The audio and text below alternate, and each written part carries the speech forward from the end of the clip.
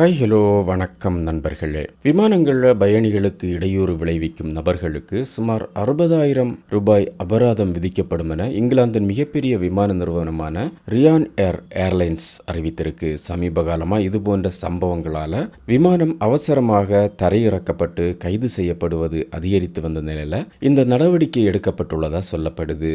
மது அருந்துவதுதான் இதுக்கு முக்கிய காரணமாக கருதப்படுவதால் மது அருந்துவதற்கான அளவை நிர்ணயிக்கவும் கோரிக்கை எழுந்திருக்கு. ஒரு மோசமான பயணியின் நடத்தையால மற்ற பயணிகள் தேவையற்ற இடையூறுகளுக்கு ஆளாக நேரிடுவது ஏற்றுக்கொள்ள முடியாதது என ரியான் ஏர்லைன்ஸின் செய்தி தொடர்பாளர் கூறியிருக்கிறார். இந்த விமான நிறுவனம் 2024-25 200 மில்லியனுக்கும் அதிகமான பயணிகளை ஏற்றி சென்றிருக்கு. இப்படிப்பட்ட பயணிகளுக்கு அதிக அளவு அபராதமும் சில நேரங்களில் சிறை தண்டனை கூட விதிக்கப்படும் என சொல்லப்படுது. விமான போக்குவரத்து கண்காணிப்பு அமைப்பான சிவில் விமான போக்குவரத்து ஆணையம் விமானத்தை திருப்பி விடுவதற்கான செலவை இடையூறு விளைவிக்கக்கூடிய பயணிகள் செலுத்த வேண்டியிருக்கும் எனவும் சொல்லுது.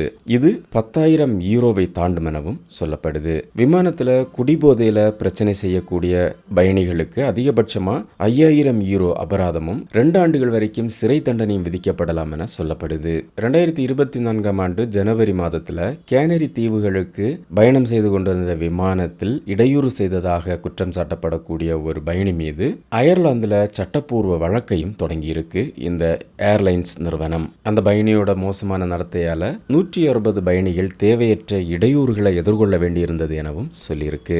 அது மட்டும் இல்லாம அவங்க ஒரு விடுமுறை நாளையும் இழந்து போயிருக்காங்க எனவும் சொல்லியிருக்கு.